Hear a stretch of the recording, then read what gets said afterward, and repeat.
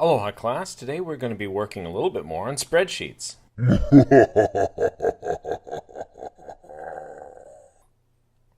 We're going to specifically explore manipulating your spreadsheets.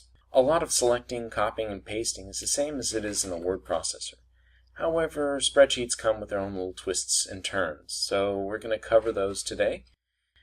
Let's see here. I've got a spreadsheet, and this is of a hypothetical study that Meg gave you for, let's say, studying an indigenous Hawaiian lichen.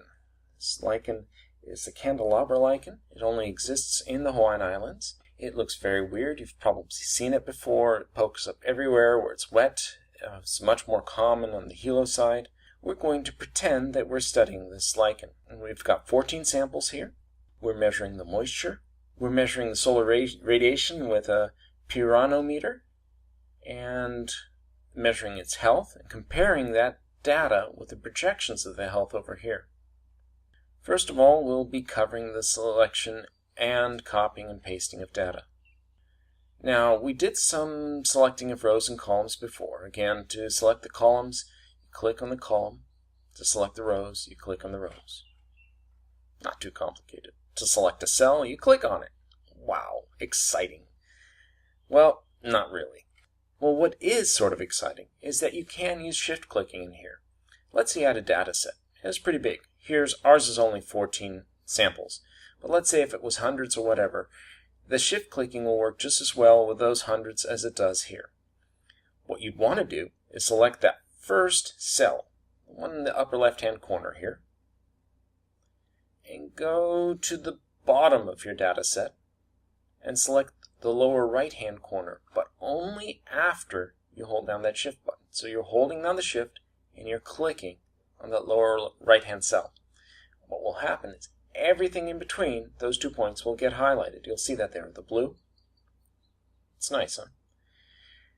Now, moving cells and moving columns in Excel is a little bit easier than it is with OpenOffice Calc or the spreadsheet program.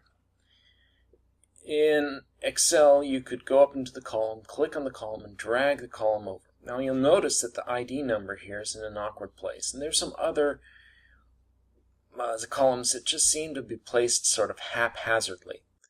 Let's move the ID column over to the left-hand side. Now, unfortunately, with OpenOffice, we're going to have to select the whole column, and I'm going to choose Cut. Go to where I want the column, clicking there, and I'm going to insert a new column. I do that by doing this. Once that column is inserted, you'll see that it's all blank. What we do now is we paste from the clipboard, remember that clipboard, right into that new column.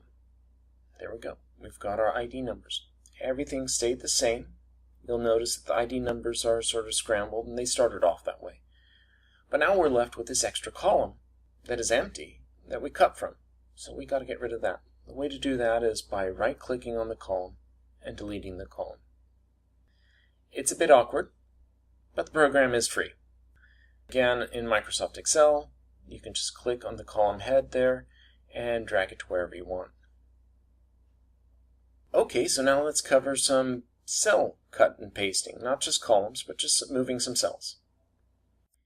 We're going to select some cells right here. Just click and drag. And I'm going to copy those. I'm going to try and paste it over here. Oh, it's giving me a warning. You'll see that over here, I had sort of the stray number in there, and I left it there just so that you could see this warning. I selected where I wanted to paste this information, selected above the number that's there, that stray number. The program knows that it's going to have to write all this data in the cells below it, so it knows it'll have to overwrite whatever's down there. So it actually gives me a warning. Whenever you see this warning, you want to be careful. It may be data that you need, but in this case, it's just a stray number, so I'm just going to paste it. Now, the formatting in the original cells was changed. I did not want to see any decimal points there. When I paste it over here, you'll notice we do not see any decimal points. Now if I check out the formatting for the column, format cell, you'll see that it is set up to show 2 decimal points to the right. Can get out of there. And if I put in a number, let's say this one, and hit enter, you'll see that it shows 2 decimal points to the right. So as well as copying the values that are in those cells that I'm moving, it also pasted the formatting. So it's doing both the data and the formatting. It would do the same for the formulas and everything else, unless you don't want it to. If you don't want it to copy the formatting, then you would go, remember I still have this in my clipboard, you would go into a cell right there and paste special right here, and you get to choose exactly what you want to paste. So in this case, I do not want the formatting, so I'm going to uncheck that. You'll see that there are a ton of choices in here, and hit OK. Now you see, same data, same column. If I paste without the formatting, it looks different. And now, I'm going to just delete that whole column there. I'm going to show you how to do that. I'm clearing all the data. And you'll see when I clear the data, it will give me choices of what to clear. And I just want to clear everything. So there we go. Now you've got your data set. It's only 14 samples, so it's not a whole bunch. But things look a little screwy. You'll see the ID numbers over here. They're not in order. So let's sort it by ID numbers. So what I'm going to do is go into the upper left-hand corner, click on the cell there, scroll down to the lower right-hand corner, hold down the shift, and click. That highlights everything in between. I'm going to go here. I'm going to choose Sort. And I'm going to sort by the ID number column in ascending order. There we go. That's what that looks like. And you'll see the ID numbers are all lined up now. They're in correct order. Now we also have moisture and health over here. You'll see that there are a lot of repeat values in moisture, and there are a lot of repeat values in health. So let's say the most important one to you was the health of the lichen. So we're going to sort by its health first. And then let's say you suspect that the moisture played a significant role, so we're going to sort secondarily by moisture level. So we choose that. And we're going to do both of these in descending order. So that means the most healthy will come up top, and then of the most healthy, the most moist will be ranked from most moist to least moist. Let's see what that looks like. There we go.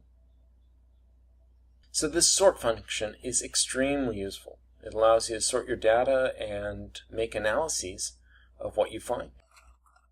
That should do it for today. The exercises are on the server. If you have any questions, ask your teacher or ask your neighbor. They should be able to help you out. And I should have a new class for you next week. Bye-bye.